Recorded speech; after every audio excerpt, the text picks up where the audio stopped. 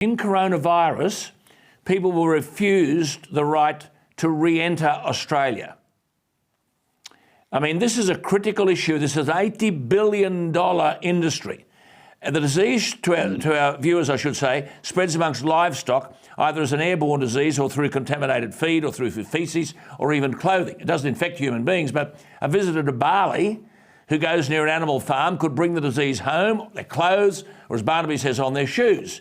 Now, Barnaby, I know it sounds draconian, but this is such a risk.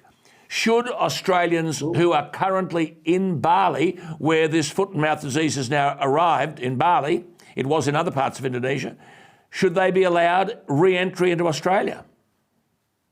Well, I think that's certainly something that should be discussed, as whether you should be able to come back to Australia. I mean, if you're going to bring the disease in, the answer is no. If they do the assessment, say it's a certainty he'll come in if you go to Bali, then you can't go to Bali till they get the disease out of Bali. Because if it gets in Australia, Alan, we have got Buckleys and none, because we've got a massive feral pig population, massive feral deer population. It'll be decimating beyond what would be in England. And you know, my father is a vet, and he was very much at the forefront of the eradication of brucellosis, which we did, bovine brucellosis, bovine tuberculosis. Now, the reason they could eradicate that is because it was only in cattle. So you just find the cattle, get rid of the disease. But foot and mouth, oh, hell no. That's in a whole range of animals. And, you got national parks everywhere, feral pigs, feral deer, moving across the countryside. It will be a nightmare. Absolutely. And to other people who think, oh, that's an $80 billion ag industry, no, this will cost you in your shopping trolley.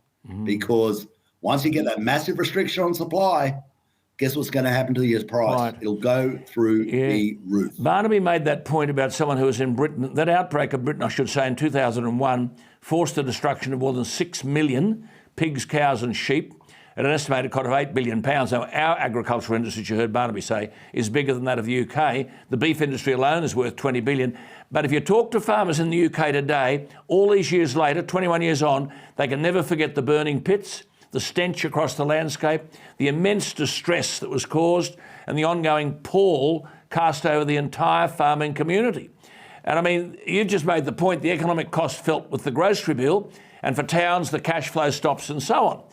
I'm talking to you tonight, but where is the focus? Half the government is overseas. I mean, who's running the show here? There doesn't seem to be any focus on this, Barnaby.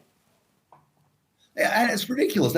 Apparently, they're going to pass legislation to change the temperature of the globe. Now, that's remarkable for people who can't change a tyre. But what should be at the forefront of discussions is a job they could actually do, how we stop foot and mouth coming into this country. But they love this sort of fantasy land rubbish, it's climate change, it's an integrity commission.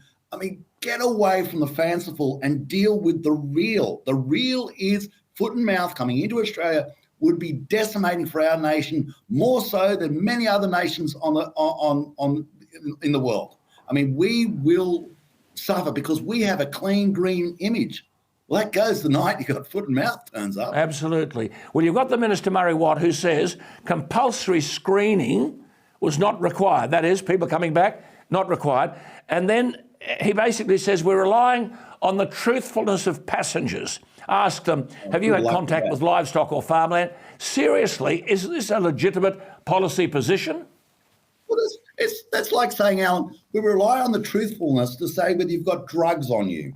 Yeah. So if you've got drugs when you come in, if you just stand in that queue, I've got some MDMA, some acid, some coke, so I'll go stand over there because I'm going to be truthful. The whole reason people break laws is they're not truthful. Johnny Depp, Amber Heard, not truthful. People who lie, they lie. See, a lot of people, when they come in, they lie. But if they know that there is a real sense of a massive penalty, like, okay, we want you to dispose of your shoes, dispose of your soiled clothes. They should be screened. Haven't you, sir? They should be screened.